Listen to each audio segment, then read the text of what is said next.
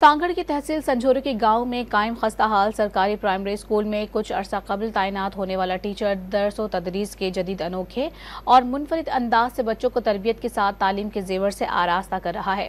اس منفرد ٹیچر سے ملوا رہے ہیں ہمارے نمائندے اپنی اس رپورٹ میں۔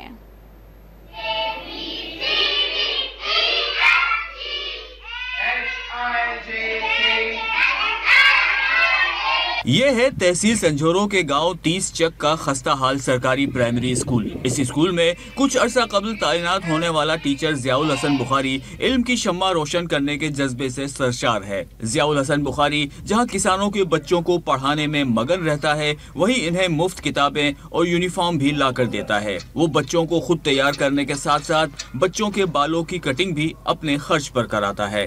ایک استاد کا کام ہوتا ہے تعلیم دینا اور تربیت کرنا، یہ دونوں چیزیں جو ہیں الحمدللہ میں اپنے اسکول کے اندر کر رہا ہوں، اور بچوں کو تربیت کے لیے اور تعلیم کے لیے بالکل ریڈی ہیں میرے بچے الحمدللہ۔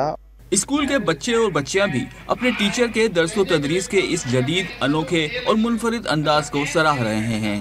پہلے صفائی دل جی کیسا نفرت کون کرنی، بی صفائی جسم جی پانچ جسم صاف ہو جائے، منہ صاف ہو جائے، ہاتھ صاف ہو جائے، ناؤ کٹیا ہو جائے، وار صاف ہو جائے، سب کچھ ٹی صفائی پاڑے جی۔ اس خستہ حال اسکول کی بوسیدہ عمارت میں نہ کھڑکیاں ہیں، نہ دروازے، نہ بجلی اور نہ ہی فرنیچر، لیکن علم کی شمع روشن کرنے کے جذبے سے سرشار یہ ٹیچر کسانوں کے بچوں کو پڑھانے اور ان کی اچھی تربیت میں مگن رہتا ہے۔